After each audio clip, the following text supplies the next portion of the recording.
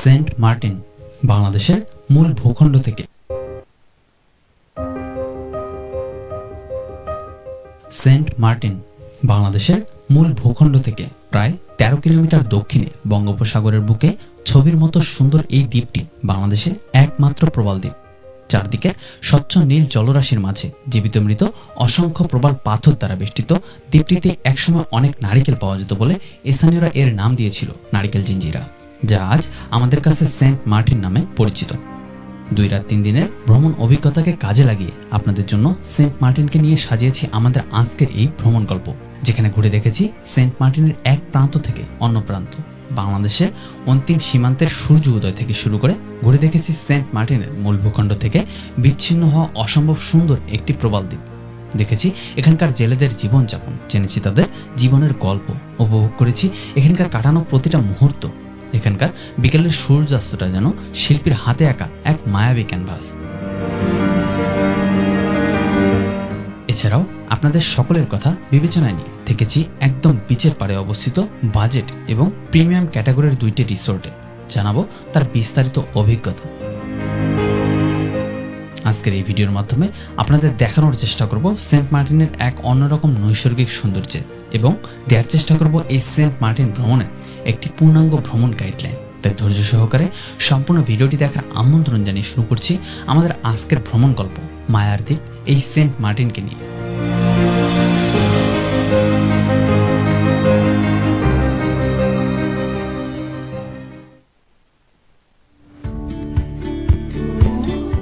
Saint Martin যাওয়ার জন্য আমাদের সর্বপ্রথম গন্তব্য হচ্ছে কক্সবাজার। ঢাকা অথবা দেশের যে কোনো প্রান্ত থেকে কক্সবাজার রুটের যে কোনো বাসে করে চলে আসতে পারেন এই কক্সবাজার শহরে। এবারের যাত্রায় আমরা যাচ্ছি ঢাকার আরামবাগ থেকে শ্যামলী পরিবহনের একটি নন এসি বাসে করে। ঢাকা থেকে কক্সবাজার শহর পর্যন্ত নন এসি বাসের ভাড়া পড়েছিল জনপ্রতি 900 টাকা করে। আপনারা যদি চান এসি বাসেও যেতে পারেন, সেক্ষেত্রে ভাড়া পড়বে 1400 থেকে 2500 টাকা পর্যন্ত। যাত্রাপথে আমাদের বাস যাত্রাবিরতি দিয়েছিল কুমিল্লার নূরজাহান রেস্টুরেন্টে। 20 মিনিটের এই যাত্রাবিরতিতে আপনারা চাইলে রাতের খাবারটা এখান থেকেই সেরে নিতে পারেন। তবে হাইওয়ে হোটেলগুলোতে খাবারের দাম তুলনামূলক কিছুটা বেশি হওয়ায় খাবার আগে অবশ্যই খাবারের মূল্য জিজ্ঞেস করে নেবেন।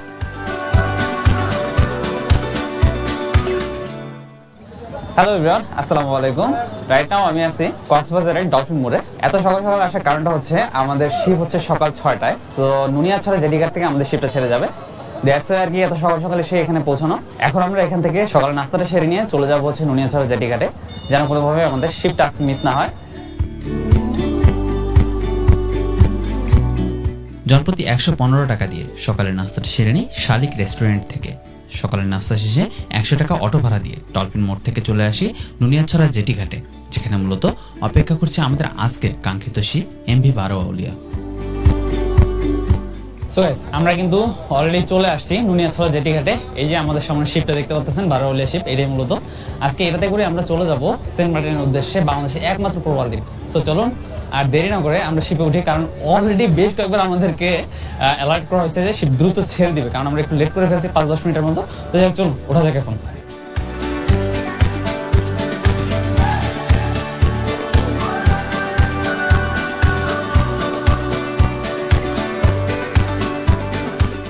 এই শিপটিতে সর্বমোট 10 ক্যাটাগরির সিট রয়েছে। শুরুতেই রয়েছে সানডেক এবং মেইন ডেক, ভাড়া রাউন্ড ট্রিপ 2500 টাকা। এরপরই রয়েছে রিভারিয়া ও প্যানারোমা, ভাড়া রাউন্ড ট্রিপ 2800 টাকা। মোজারেলা চেয়ার 3000 টাকা, বাংকার বেড 4500 টাকা, ডিলাক্স কেবিন 7500 টাকা, ফ্যামিলি বাংকার 8000 টাকা, ভিআইপি কেবিন 15000 টাকা, ভিভিআইপি কেবিন 19000 টাকা। এই সবগুলোই হচ্ছে রাউন্ড ট্রিপের ভাড়া, অর্থাৎ এই ভাড়ায় যাওয়া এবং আসা যাবে।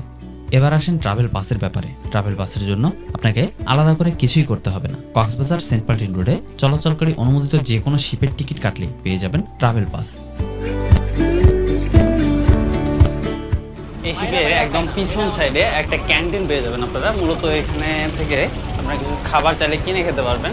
তাদের নির্ধারিত খাবারের তালিকা এবং মূল্য নির্ধারণ করা আছে, সেখান থেকে কিন্তু আপনারা চাইলে এখান থেকে খাবার কিনে খেতে পারবেন। এটা একদম শিপের পিছনের সাইডে, এদিকে আসলে আপনারা মূলত পাবেন। তবে একটা জিনিস খেয়াল করলাম যে এই খাবারগুলোর মূল্য তুলনামূলকভাবে বেশি, বাইরে থেকে নিয়ে আসার কোনো সুযোগ নেই। আলটিমেটলি কিন্তু তাদের কাছ থেকে নিয়ে এই বাড়তি মূল্য দিয়েই খেতে হবে।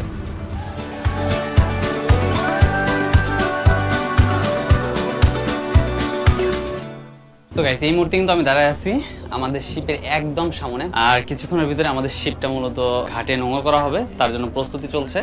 শিপের যে রশিগুলো আছে এগুলো খোলা হয়েছে। আর এই যে আমাদের সেন্ট মার্টিন আইল্যান্ড, আমাদের আজকের কাঙ্ক্ষিত গন্তব্য, সেখানে আমরা চলে আসছি। আমরা এখন জেটির কাছে যাচ্ছি, আমাদের শিপটা মূলত সেখানে গিয়ে নোঙর করবে।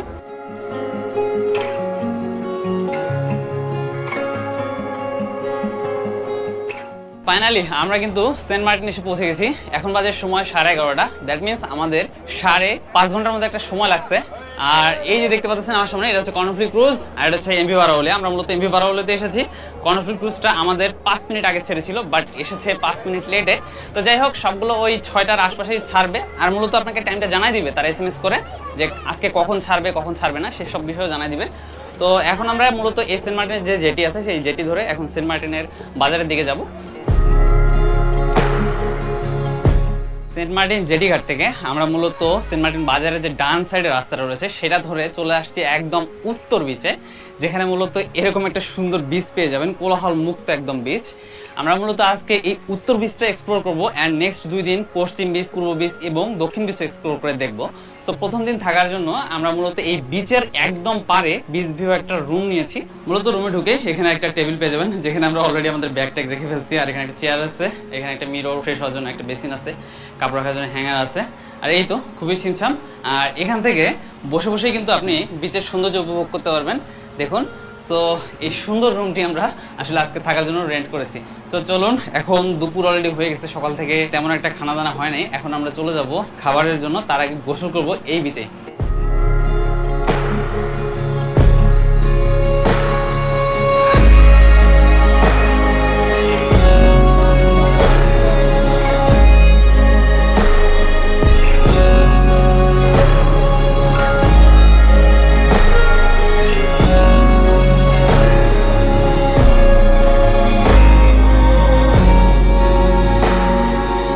আমরা আসলে গোসলটা সেরে নিয়ে এখন যাচ্ছি দুপুরে লাঞ্চ করার জন্য সেন্ট মার্টিন যে বাজারটা রয়েছে সেই বাজারটার কাছে, জেটি ঘাটের পাশে। তো চলুন গিয়ে আজকে দেখি দুপুরে খাওয়া দাওয়া সেরে।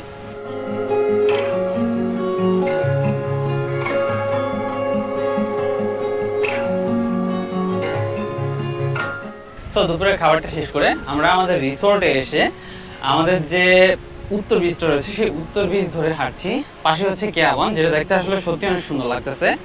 আর এদিকে আসলে সমুদ্রের পানি এখন বাড়তেছে, মানে এখন জোয়ারের সময় চলতেছে, দ্যাটস পানি কিন্তু অনেক উপরে চলে আসছে। এতটা উপরে ছিল না, পানি আরো অনেক নিচে ছিল। তো যাই হোক, আমরা যেহেতু সূর্য অস্ত দেখবো, তাই এই পথ ধরে মানে উত্তর বিচটা ধরে পশ্চিম বিচের কাছাকাছি চলে যাব, যেখান থেকে আজকে সূর্য অস্তটা খুব সুন্দরভাবে দেখতে পারবো আমরা।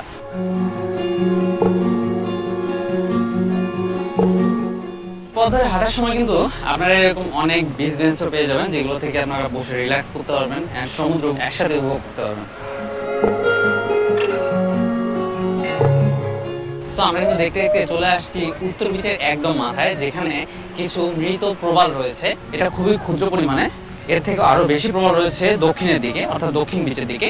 তো আমরা দক্ষিণ বিচে যেদিন যাবো সেদিন আপনাদেরকে এর থেকে আরো অনেক বেশি প্রবাল দেখাতে পারবো।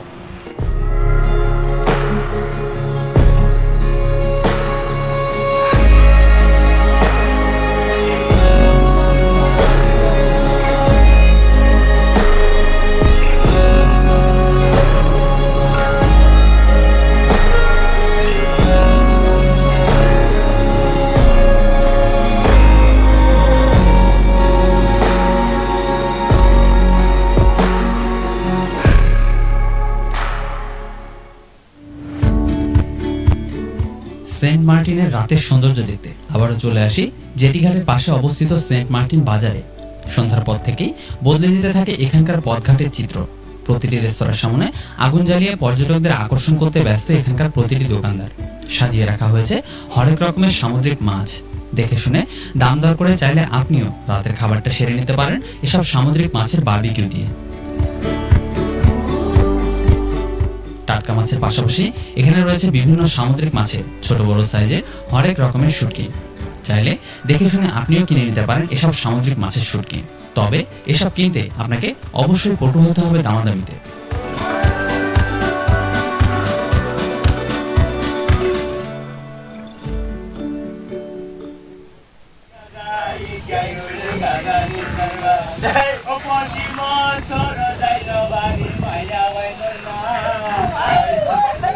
সেন্ট মার্টিনের সকালের দৃশ্যটা কিন্তু সত্যি অন্যরকম। দেখুন, কেউ বা ট্রলারে করে মাছ নিয়ে ঘাটে ফিরছে, আর কেউ সেই মাছ নামিয়ে এখানে রোদে শুকানোর জন্য দিচ্ছে, যেন শুটকি তৈরি করতে পারে। এখানে অসংখ্য শুটকি তৈরি করা হয়। আর এইদিকে দেখুন, জাল টেনে টেনে মাছ ধরা হচ্ছে, কিছু নৌকা ভাসছে, এদিকে সূর্যোদয় হচ্ছে। মানে অসম্ভব, এক কথায় অসাধারণ এক দৃশ্য এই সেন্ট মার্টিনের সকালের দৃশ্য। 3টার সময় গেছেন আর 5টার সময় চলে আসছেন, তাতে এত পরিমাণে মাছ পাওয়া গেছে না? বাহ, মাশাআল্লাহ, অনেক মাছ পাওয়া গেছে। আসলে আল্লাহ তাআলার নিয়ামত আসলে অনেক। দেখুন যে তারা 3টার সময় গেছে, 5টার সময় ফিরেছে, মাছ 2 ঘন্টা জাস্ট তারা মাছটা সংগ্রহ করছে। কত পরিমাণে মাছ তারা পেয়েছে দেখুন। তো এই রিসোর্ট থেকে বেরিয়ে আমরা এখন যাচ্ছি মূলত সকালে নাস্তা করার জন্য। আমাদের রিসোর্টটা এটা, এইখান থেকে কিন্তু আপনার পাশে এখানে নাস্তা করার জন্য আসলে হোটেল পেয়ে যাবেন।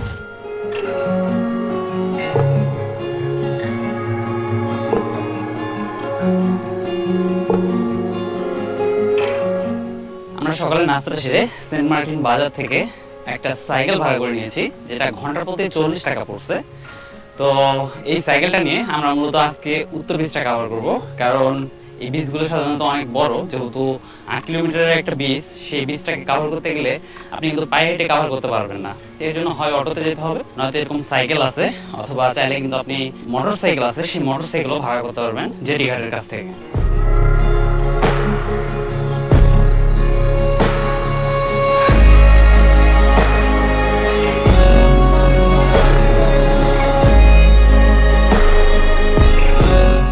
আমরা আসলে পূর্ব বিচটা ধরে সাইকেল চালিয়ে আস্তে আস্তে এখানে এমন একটা জায়গায় আসি, এই জায়গাটা বলা হয় গলাচিপা বিচ। দেখুন, এই জায়গাটা অনেকটা ন্যারো হয়ে গেছে, মানে ভিতর সাইডটা ঢুকে গেছে, প্লাস অপোজিট সাইড থেকেও কিন্তু ন্যারো হয়ে গেছে।